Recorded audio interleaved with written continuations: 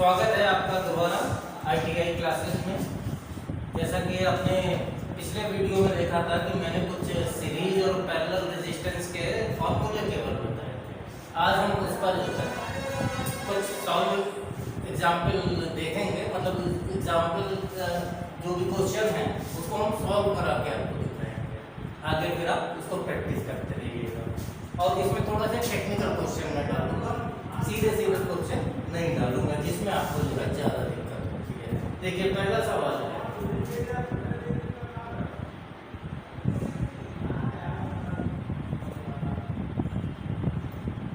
एक 60 ओम का रेजिस्टेंस है और एक 40 ओम का रेजिस्टेंस है।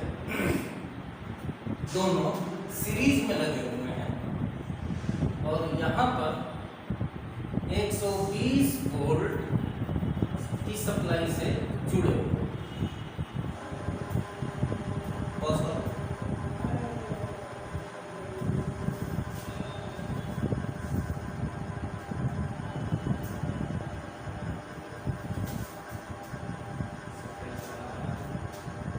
ये देखिए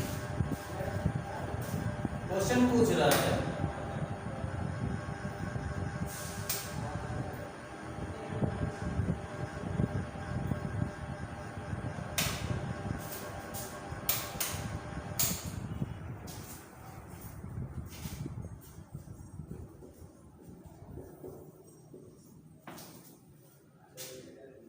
क्वेश्चन केवल ये पूछ रहा है कि इस सर्किट में 60 ओम पर वोल्टेज कितना होगा। इसका मतलब है कि अगर हम एक यहाँ पर वोल्ट मीटर कनेक्ट करते हैं, एक हम यहाँ पर वोल्ट मीटर कनेक्ट करते हैं तो उसका वोल्टेज कितना होगा। तो अच्छा ये बताइएगा कि एक 60 ओम का रेजिस्टेंस है और दूसरा क्या है, देखिए यहां से यहां उठा कर शॉर्ट कर दिया। अब ध्यान ये देना है कि शॉर्ट सर्किट जहां पर रेजिस्टेंस होता है उसके रेजिस्टेंस का मान हमेशा 0 ओम। ये चीज अच्छी तरह से आप ध्यान रखें। शॉर्ट सर्किट का रेजिस्टेंस कितना होता है, 0 ओम होता है। किसके लिए लिखे दे रहे हैं, शॉर्ट सर्किट। शॉर्ट सर्किट का रेजिस्टेंस हमेशा 0 ओम होता है। शॉर्ट सर्किट का रेजिस्टेंस हमेशा 0 ओम होता है।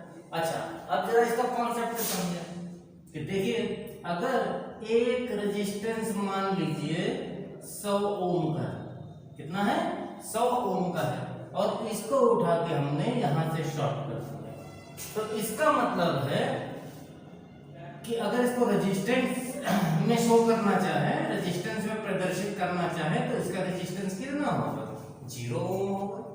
अब जरा इसका हम अगर इक्विवेलेंट निकालें तो कितना होगा, टोटल R बराबर वही फार्मूला R1 गुणे R2 बटे R1 प्लस R2। अब R1 किसी को मान लीजिए और R2 किसी को मान लीजिए। चलिए R1 मान लेते हैं 0 वाले को, तो 0 गुणे 100 बटे 0 प्लस 100, तो ऊपर कितना आया, 0 और बटे 100, आंसर कितना आया, 0। तो इसका मतलब है कि अगर किसी रेजिस्टेंस को शॉर्ट कर देंगे तो उसका कुल रेजिस्टेंस, यहां तक का रेजिस्टेंस कितना आएगा, ये पूरा रेजिस्टेंस कितना हो जाएगा, 0 ओम हो जाएगा। देखिए यहां से तो वोल्ट मीटर की रीडिंग क्या होगी, यहां से यहां तक की वोल्टेज कितनी होगी, मालूम है, V बराबर क्या होता है, यहां दिखा देते हैं, V बराबर होता है I गुणे R। अब मान लीजिए इस सर्किट में करंट कितनी है, I है, तो यहाँ का वोल्टेज कितना हो जाएगा, I गुणे 0 बराबर 0। बस यही आंसर है कि 60 ओम के अक्रॉस रेजिस्टेंस कितना होगा, 60 ओम के अक्रॉस रेजिस्टेंस कितना होगा, 0 वोल्ट। ठीक है, चलिए अब इसी सवाल को कैसे समझिए, इसी को हम थोड़ा पलटे दें सवाल को।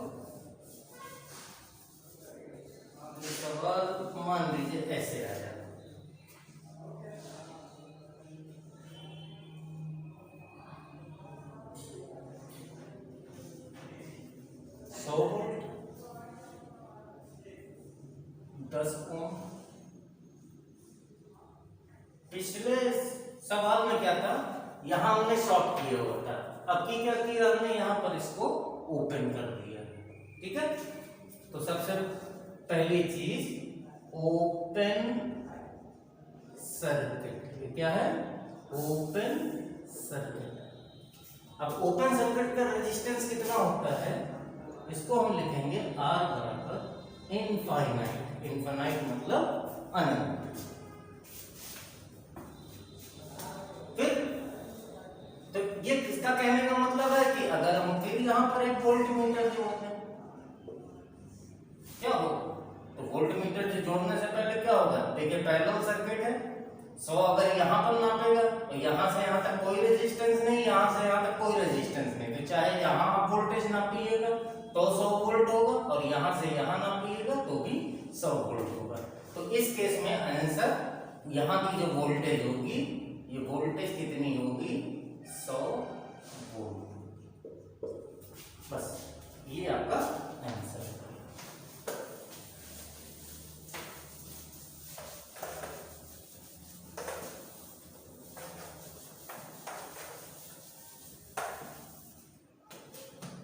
और देखते हैं आगे। हाँ, एक सवाल और देखिए।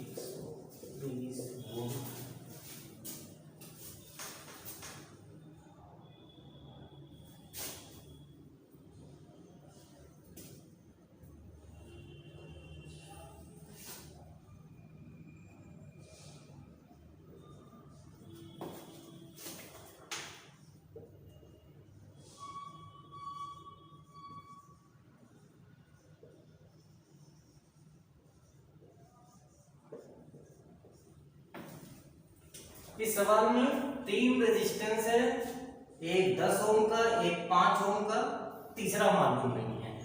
हमें क्या करना है, किसी रेजिस्टेंस की वैल्यू को निकालना है।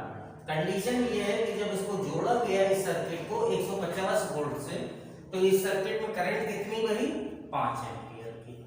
अब जैसे मैंने पिछले बार में आपको वीडियो में बताया था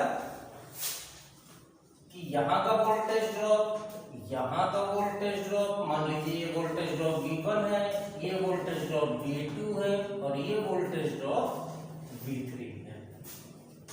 तो क्या होगा, V1 plus V2 plus V3 ये बराबर किसके होगा, सप्लाई वोल्टेज के बराबर होगा, 150 वोल्ट। अब V1 कितना होगा, तो V1 बराबर कितना होगा, I गुणे R1। V2 कितना होगा, I गुणे R2 और V3 कितना होगा, I गुणे R3। इसमें वैल्यू रखिए, V1 बराबर I कितना है, 5 है, गुणे 10 प्लस और V2 कितना है, I गुणे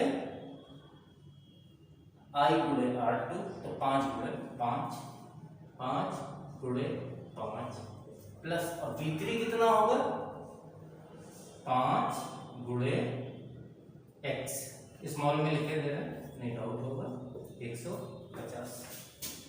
तो निकाल सकते हैं x की वैल्यू कितनी हो जाएगी, 50 प्लस 25 प्लस 5x बराबर 150। तो कितना होगा, 5x बराबर 150 माइनस 75, 5x बराबर 75, तो भाई x बराबर सीधा आसानी सवाल देखने में कठिन है, लॉजिक लगाएंगे तो एकदम आसान सवाल बैठेगा।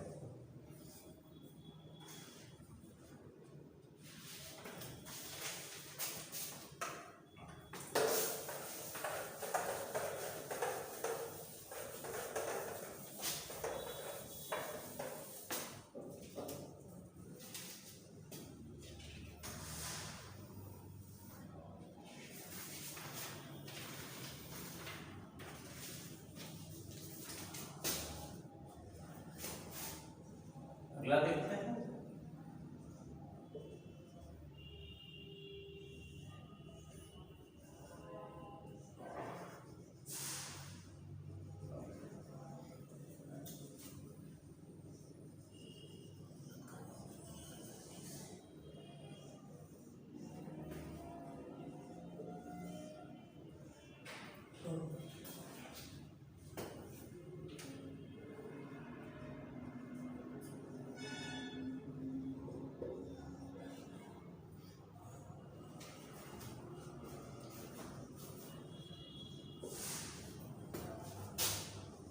हम टोटल रेजिस्टेंस ए बी पर कितना है वो पता करना है। कैसे करेंगे देखिए इधर से। अब ऐसे सवाल में जब ना समझ में आए कि कौन सीरीज में है और कौन सा पैरेलल में है, तो फिर ऐसे के लिए इमेजिन करिए कि यहां से एक करंट चली, यहां से एक करंट चली, उस करंट का मान क्या होगा, आई होगा। अब देखिएगा ये जोड़ है, तो इस जोड़ से ये करंट दो हिस्से में बटेगी, एक करंट I1 होगी और एक करंट I2। ठीक है। अब जो करंट I1 है वो कहां से होकर जाएगी, 5 ओम और ये 15 ओम से होकर जाएगी। कहां से होकर जाएगी, यहां से यहां जाएगी। लेकिन करंट कौन सी होगी, वो केवल I1 होगी। और यहां से जो करंट होकर गुजरेगी वो कौन सी करंट होगी, I2 होगी। तो जब सेम करंट दो या दो से अधिक रेजिस्टेंस को पार करती है तो वो सारे रेजिस्टेंस किस में आ जाते हैं, वो सारे के सारे रेजिस्टेंस सीरीज में आ जाते हैं। तो फिर यहाँ का रेजिस्टेंस कितना होगा, 5 + 15, केवल एक रेजिस्टेंस बचेगा 20, और यहाँ का 10 और 20 30 ओम। अब तो क्लियर हो गया। अब फिर से देखिए, अब एक करंट यहाँ I1 जा रही है और एक करंट I2 जा रही है। तो जहां से करंट बढ़ जाती है तब उस केस में क्या होता है, रेजिस्टेंस हमेशा समानांतर क्रम में होते हैं। तो टोटल रेजिस्टेंस R बराबर R1 गुणे R2 बटे R1 प्लस R2। यही आंसर हो गया। बाकी आप सॉल्व। एक क्वेश्चन और देखते हैं।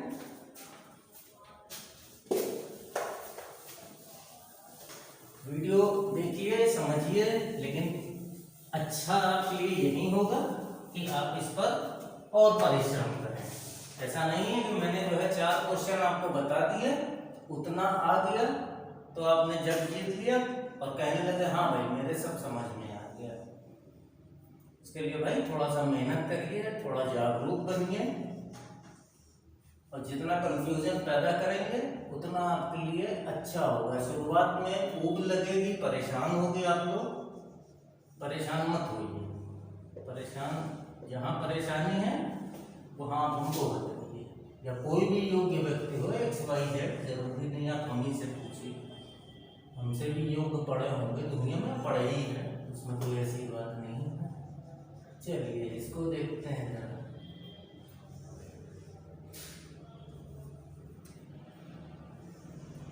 लेकिन प्रयास करते हैं, जब प्रयास करेंगे तभी कुछ होगा, अन्यथा 0 बटा सन्नाटा रहेंगे आप। चलिए ये सर क्या करना है, इस पर हमें टोटल रेजिस्टेंस निकालना है। इस नेटवर्क का, पूरे नेटवर्क का रेजिस्टेंस कितना होगा। तो शुरुआत कहां से करेंगे, जहां से पूछ रहा है उसके बिल्कुल आखिरी सिरे पर आइए, बिल्कुल आखिरी सिरे पर आइए। आखिरी वाले को देखिए, ये 3 है और ये 2 है, तो ये 3 और 2 किसमें है? चलिए फिर वही करंट का भाग होगा कि यहां से हमने एक करंट I डाली। अब इस जोड़ पर देखिए, एक करंट I1 इधर गई, एक करंट I2 इधर गई और एक करंट I3 इधर गई। अब सबसे आखिरी वाले को देखिए, तो ये I3 करंट है वो कहां से होकर जाएगी? यहां से होकर और यहां सीधे चली जाएगी, और ये करंट कौन सी होगी? I3 होगी। इसका मतलब ये 3 और 2 सीरीज में, तो 3 और 2 कितना हो जाएगा? 5 हो जाएगा। इसको हटाइए और इसकी वैल्यू रखिए 5। यहाँ तो कोई दिक्कत नहीं। अब देखिए ये 5 हो गया, 5 किसमें ना समझ में है। फिर देखिए यहाँ पर कि यहाँ से करंट जा रही है I3 जा रही है, और यहाँ से करंट जा रही है I2, मतलब क्या है? करंट यहाँ से बढ़ रही है, और जहाँ करंट बढ़ जाती है वो हमेशा पैरेलल में होता है। तो 5 पैरेलल 5, तो 5 पैरेलल 5 कितना होगा? 2.5 ओम। यहाँ तक का काम खत्म हो गया। अब इसके आगे, तो इसके आगे ध्यान से देखिए, ये जो I2 करंट है कहाँ से होकर जा रही है? 2.5 से होकर और 1.5 से होकर जा रही है। कौन सी करंट है भाई? ये करंट I2 है।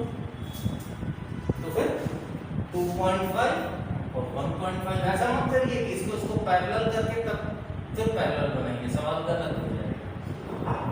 किनारे से ही चलना है, तो किनारे, अभी ये 4 को हम सबसे आखिरी में देखेंगे, किनारे साइड से। तो इसके साथ में ये कितना है? सीरीज में है, तो टोटल कितना हो जाएगा? 2.5 और 1.5 4 ओम हो जाएगा। इसकी जगह कितना आएगा? 4 ओम आएगा। हो गया काम खत्म। अब ये फिर दिखा रहा है 2 करंट है, I1 I2, एक I1 इधर जा रहा है, एक I2 इधर जा रहा है, दोनों के करंट के रास्ते अलग अलग है। तो फिर किसमें होगा? पैरेलल में होगा। तो 4 पैरेलल 4 2 होगा, बात करते हैं। 4 पैरेलल 4 2 ओम का रेजिस्टेंस होगा। यही हमारा आंसर।